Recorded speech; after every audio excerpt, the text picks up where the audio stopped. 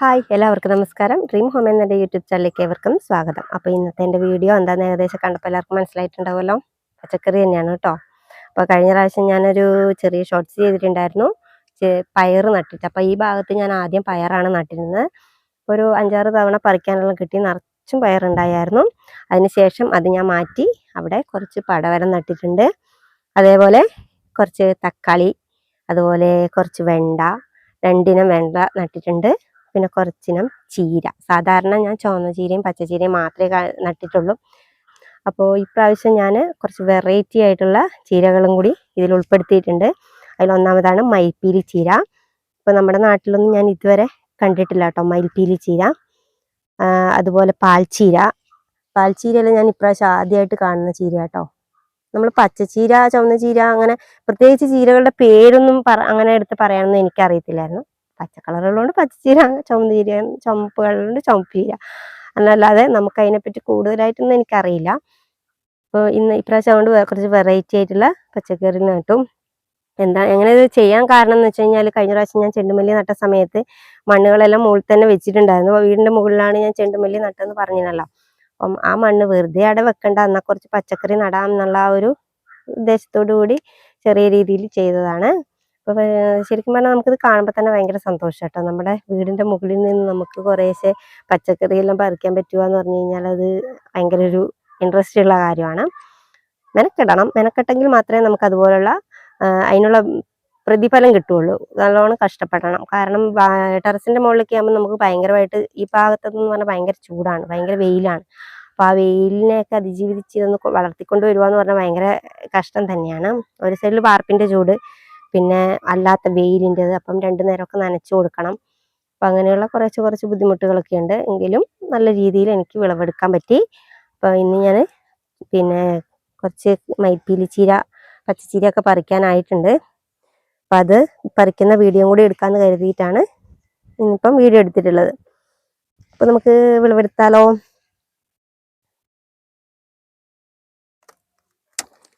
ഈ മയിൽപ്പീലി ചീരയുടെയൊക്കെ ഈ ഉള്ളിലൊക്കെ കണ്ട് എന്ത് രസം കാണാൻ നോക്കി. നല്ല മെറൂൺ കളറായിട്ട് ചെടി, ഒരു സൈസ് ചെടിയുണ്ട് ഇങ്ങനത്തെ ഇലച്ചെടി, അതുപോലെ തന്നെ തോന്നിക്കും കണ്ടു കഴിഞ്ഞാൽ. നല്ല നല്ല അടിപൊളിയായിട്ടായിന് കേട്ടോ. അതുപോലെ പച്ചച്ചീര എല്ലാം നല്ല നല്ല വൃത്തിക്ക് തന്നെ ആവുന്നുണ്ട്. അധികം മണ്ണൊന്നും ഞാൻ ആ കവറിൽ കയറ്റിയിട്ടില്ല, ചെറിയ കവറായിരുന്നു. എന്നാലും അതിനനുസരിച്ചുള്ള ഒരു കവറിനകത്ത് ഒരു 4 തൈ വെച്ചിട്ടാണ് ഞാൻ നട്ടു കൊടുത്തത്. അതിൽ 2 തൈയൊക്കെ നല്ലോണം ഉഷാറായി വന്നിട്ടുണ്ട്.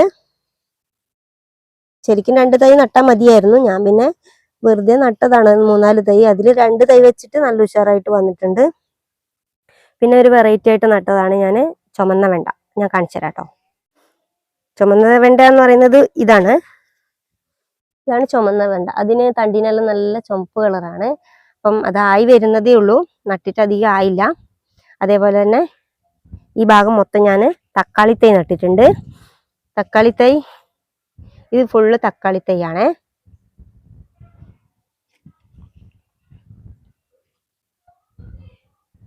ഇത് തക്കാളി തൈ. അതിൽ 2 ഇനം തക്കാളി തൈ നട്ടിട്ടുണ്ടായിരുന്നു. തൈയായിട്ട് വാങ്ങിയതും വിത്തായിട്ട് വാങ്ങിയതുമായിരുന്നു. ഇത് തൈയായിട്ട് വാങ്ങിയത് ഇച്ചിരി വലുതായിട്ടുണ്ട്. അതിൽ ചെറിയ ചെറിയ പൂക്കളൊക്കെ വരാൻ തുടങ്ങിയിട്ടുണ്ട്. ചെറിയ ചെറിയ പൂക്കളൊക്കെ വരാൻ തുടങ്ങിയിട്ടുണ്ട് തക്കാളി തൈക്ക്. മറ്റത് പിന്നെ ചെറിയ ചെറിയ തൈകളായിട്ടേ ഉള്ളൂ, ആയി വരുന്നതേ ഉള്ളൂ. പിന്നെയാണ് ആനക്കൊമ്പൻ വെണ്ട എന്നൊക്കെ പറയുന്നത്. നിങ്ങളൊക്കെ എങ്ങനെയാ പറയുന്നതെന്ന് എനിക്കറിയത്തില്ല. നമ്മളിവിടെ അങ്ങനെയെല്ലാം പറയലുണ്ട്. കാരണം വെള്ള വെണ്ടയില്ലേ, നമ്മൾ സാധാരണ കടയിൽ നിന്ന് വാങ്ങുന്ന ആ ഒരു പച്ച കളർ അല്ലാത്ത കുറച്ച് നല്ല നീളം വെക്കുന്ന സൈസ് വെണ്ടയാണ് ഇത്. അതെല്ലാം കായ്ച്ചു വരാൻ തുടങ്ങി. ഇതാണ് പാൽച്ചീര. പാൽച്ചീര ഉണ്ട്, അതിൻ്റെ തണ്ടുകൾക്ക് നല്ല വെള്ള കളറായിരിക്കും. കാണിച്ചു തരാവേ.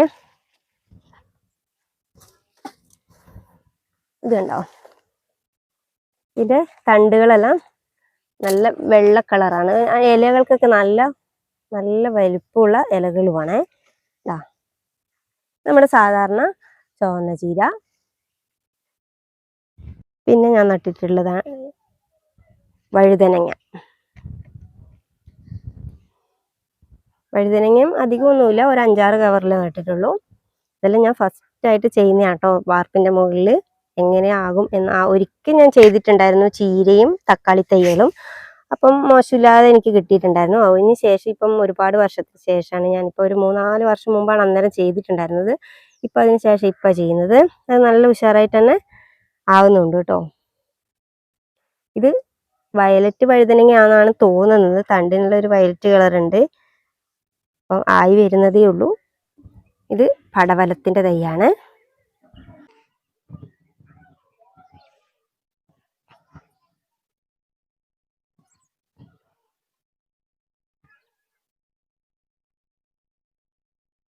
അപ്പോൾ ഇതാണ് എൻ്റെ വെറൈറ്റി ചീരകൾ. ചുവന്ന ചീര അധികം ഒന്നും ഞാൻ പറിച്ചിട്ടില്ല. ചുവന്ന ചീര, പച്ചച്ചീര, അതുപോലെ മൈപ്പീരി ചീര. അപ്പം ഇത്രയും ചീരയാണ് ഇപ്പോൾ പറിച്ചിട്ടുള്ളത്. അപ്പോൾ നമ്മുടെ വീട്ടിൽ തന്നെ ഈ ഒരു പച്ചക്കറിയുടെ പ്രത്യേകത എന്ന് പറഞ്ഞാൽ ഞാനിതിലൊരു തുള്ളി പോലും രാസവളം ചേർത്തിട്ടില്ല കേട്ടോ. എല്ലാം ജൈവവളം മാത്രം ഉപയോഗിച്ചിട്ടാണ് ഞാനിത് നട്ടിട്ടുള്ളത്. അപ്പം എൻ്റെ വളത്തിൻ്റെ കാര്യങ്ങളൊക്കെ ഉള്ള മറ്റൊരു വീഡിയോ ആയിട്ട് ഞാൻ അടുത്ത വീഡിയോയിൽ വരുന്നതായിരിക്കും.